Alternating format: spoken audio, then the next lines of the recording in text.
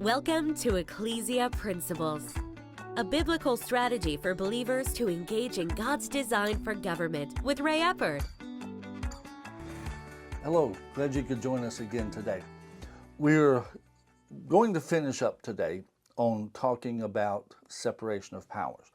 And in this, just a very quick little bit of review. What we've talked about is that the highest level of separation of powers is the separation of the jurisdictions that God has established, and that they are to all remain intact, that there needs to be a balance, that neither one overrides the other and gets things out of kilter. Because as soon as it gets out of kilter, what you end up having is tyranny. And it ultimately will always end in negativity. And when I say negativity, I'm talking about bad things, destruction, suffering. It will always move to that direction. Now, when I'm saying that, I actually had a conversation with one of my sons a little while back, and I forget how we got on the subject, but we were talking about some things, and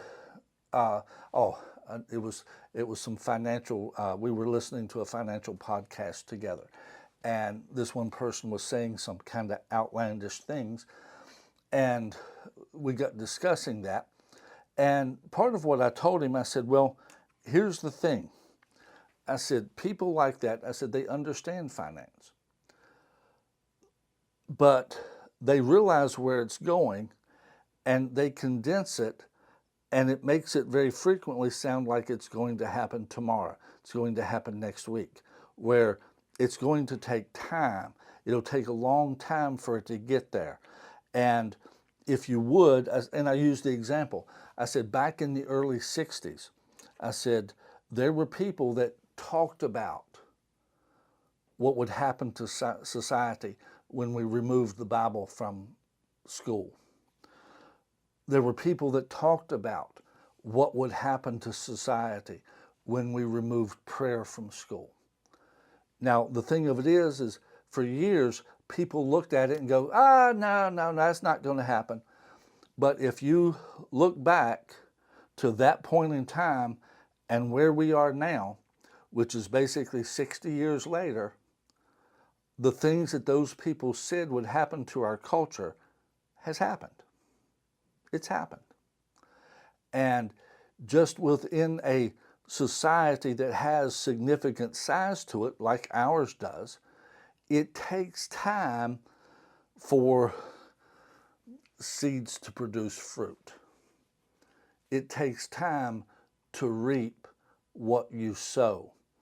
And in the meantime, we had some people working against it, which slowed it up, which is fine with me. We need to work against everything that is detrimental to our nation and to our families and to our children. We need to work against all that. And the fact that there were people working against it, it caused it to slow it up. But because we have not yet been able to undo what was done, our society has continued to go downhill. Crime has went up. Violence has went up. The value of life has diminished. All the bad things that they talked about back then that would happen have happened. They have happened. They were right. It just took a while. But by now, people are pretty much ingrained with the idea that it's supposed to be this way. God's not supposed to be in the school. Prayer's not supposed to be in the school. We're not supposed to have that. And unfortunately, that makes it very hard to reverse it. But it still ends up happening over a gradual period of time. Romans 13:1 says, "Let every soul be subject to the governing authorities, for there is no authority except from God, and the authorities that exist are appointed by God." You see, each jurisdiction, self-government, family government, civil government, and church government, all of them can get out of kilter. All of them can exceed their God-appointed boundaries and begin to usurp. I mean, I'll just say it, I've seen it in churches. I've seen churches where the leadership of the church usurped the authority of families and individuals, and basically uh, uh, they weren't a cult, but they kind of functioned like a cult, and that the leadership had control of the people. Well, that is a violation of self-government. God didn't institute church government to eliminate self-government. It didn't do it. God didn't do it for that purpose.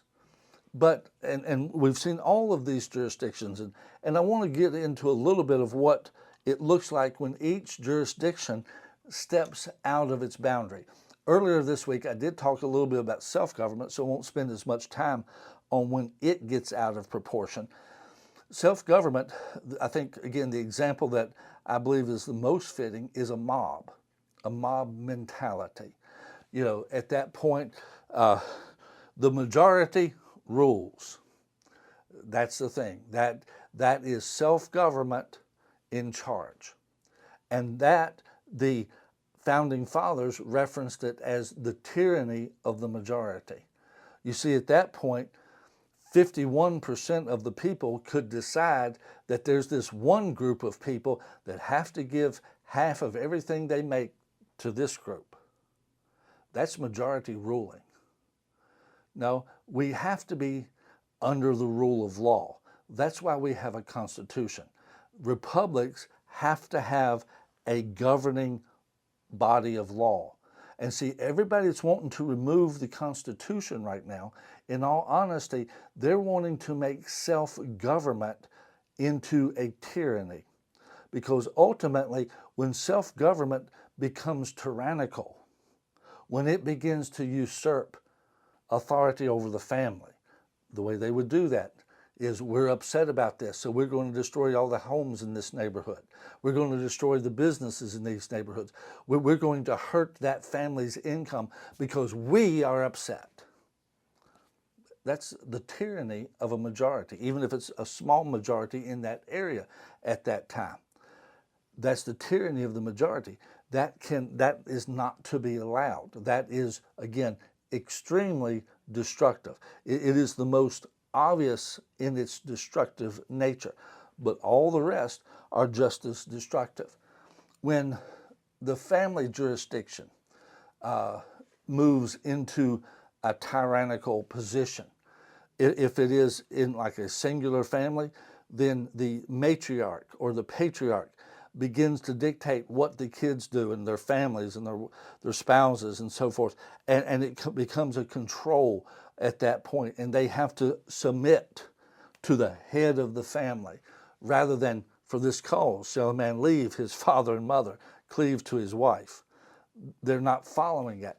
And the bottom line is that eliminates the freedom and independence, the liberty of that new family. That's on the smaller scale. On a national scale, when family government becomes tyrannical, then you wind up with a monarchy.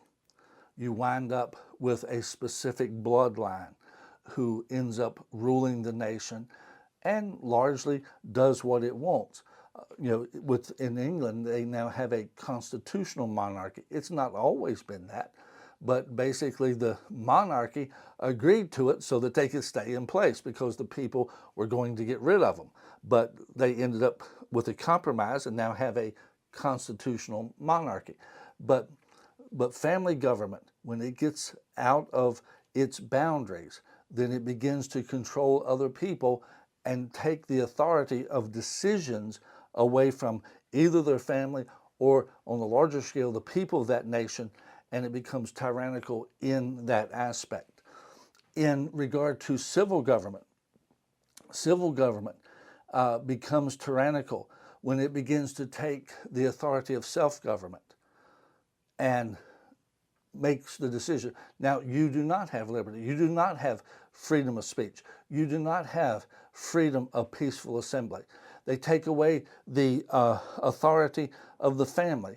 In other words, let's put it this way, that the government is the one that decides about the education of the children and what is right. Parents are not, they don't want parents to have input into that. That is government becoming tyrannical, taking the authority of the parents away. When civil government decides, no, church cannot meet, no, church can't go this direction, church cannot speak out on this subject, then they have shut down the jurisdiction of the church. And at that point, they have become tyrannical. And again, today what we're hearing most of the time is, well, we're trying to help. And as Ronald Reagan often said, scariest words in the English language, I'm from the government and I'm here to help. And that's just as true today as it ever was. And now the thing of it is, let's go to the fourth jurisdiction, and that is the church or faith. And the way it becomes tyrannical, again, just like all the rest, is it begins to usurp the authority of these other jurisdictions. See, as a Christian, you ought to be engaged in government. You ought to be engaged in the process of government.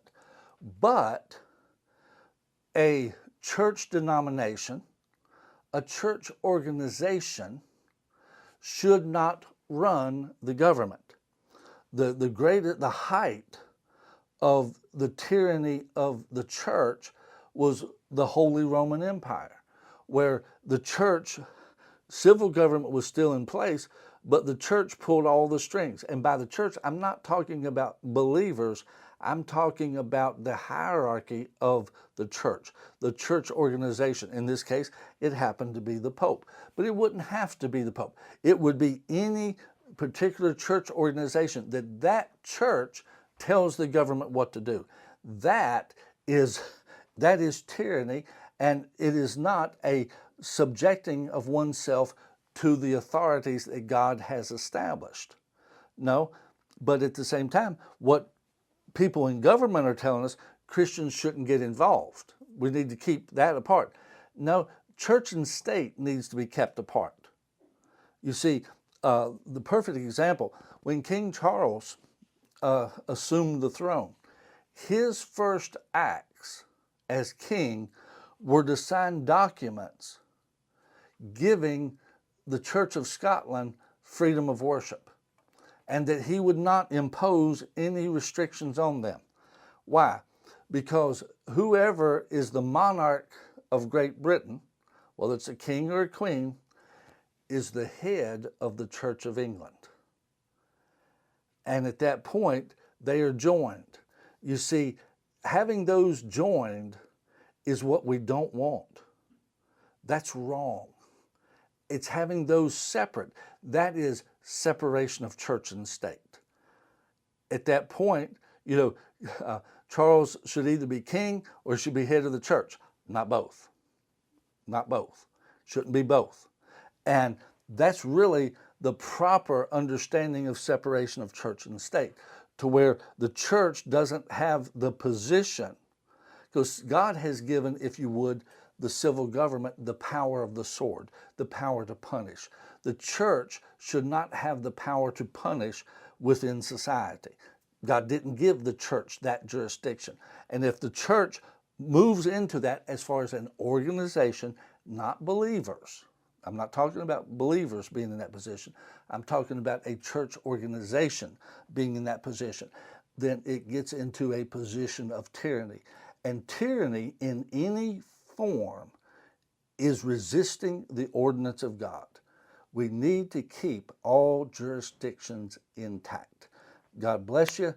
See you again next week.